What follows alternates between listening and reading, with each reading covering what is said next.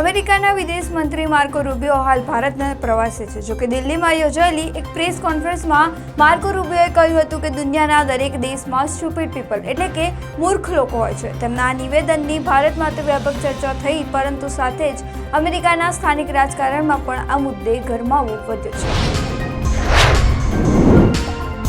સુરતમાં રખડતા શ્વાનોના આતંકનો વધુ એક હચમચાવી દેનારો વિડીયો સામે આવ્યો છે। શહેરના રિંગ રોડ વિસ્તારમાં આવેલી બેગમવાડીની તિરુપતિ માર્કેટના પાર્કિંગમાં માસૂમ બાળક પર અચાનક શ્વાનો તૂટી પડ્યા હતા।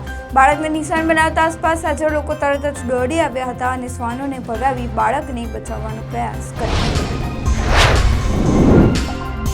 અમદાવાદ શહેરના પૂર્વ વિસ્તારમાં આવેલા રામોલ વંડર પોઈન્ટની પાછળ એક 34 વર્ષીય યુવકે જાહેરમાં હાથની નસ કાપીને આત્મહત્યા કરી છે।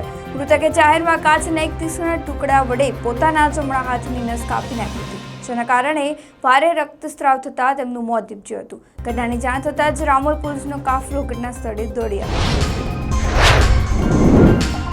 ગુજરાત પ્રાથમિક શિક્ષણ પસંદગી સમિતિ દ્વારા જિલ્લા અને નગર શિક્ષણ સમિતિની સરકારી પ્રાથમિક શાળાઓમાં વિદ્યાસહાયક, સ્પેશિયલ એજ્યુકેટર અને મુખ્ય શિક્ષકની કુલ 3966 જગ્યાઓ પર ભરતી માટેની સત્તાવાર જાહેરાત કરવામાં આવી છે।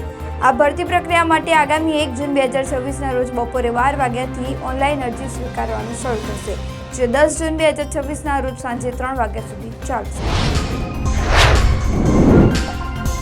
આગામી 31 મે સુધી ગુજરાતમાં હવામાન મુખ્યત્વે શુષ્ક રહેવાની શક્યતા વ્યક્ત કરવામાં આવી છે। હવામાન વિભાગના જણાવ્યા મુજબ 25 થી 28 મે સુધી મહત્તમ તાપમાનમાં કોઈ ખાસ ફેરફાર નહીં જોવા મળે, જ્યારે ત્યારબાદ તાપમાનમાં અંદાજે 2 થી 3 ડિગ્રી સેલ્સિયસનો ઘટાડો થઈ શકે છે, જેના કારણે ગરમીમાં થોડી રાહત મળવાની સંભાવના છે।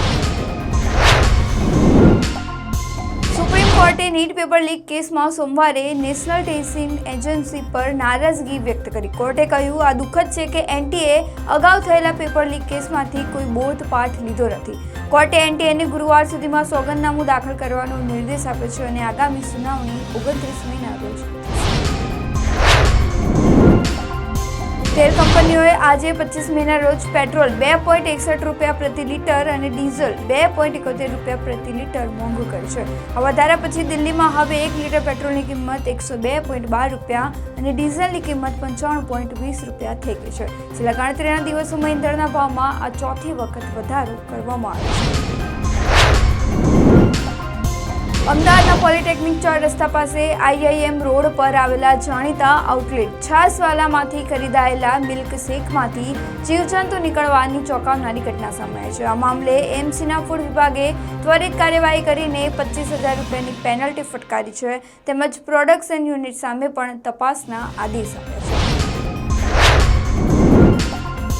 એનટીએ QT UG 2026 હેઠળ 28 મેના રોજ યોજાનારી બંને શિફ્ટની પરીક્ષાઓ મોકૂફ રાખવાનો નિર્ણય લીધો છે।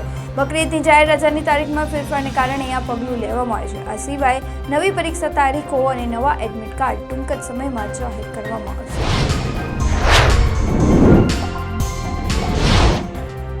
વલસાડ તાલુકાના કલવાડા ચોકડી પાસે એક રૂવાડા ઊભી કરી દેતી અકસ્માતની ઘટના સામે આવી છે। બાઇક પૂરપાર ઝડપે આવતી કાર સામે અચાનક અથડાતા બાઇક ચાલક હવામાં ફંગોળાઈને રોડ પર પટકાયો હતો। ટક્કર એટલી ભીષણ હતી કે બાઇક ચાલક હવામાં ફંગોળાઈને રોડ પર પટકાયો હતો અને તેની ગંભીર ઇજાઓ પહોંચી।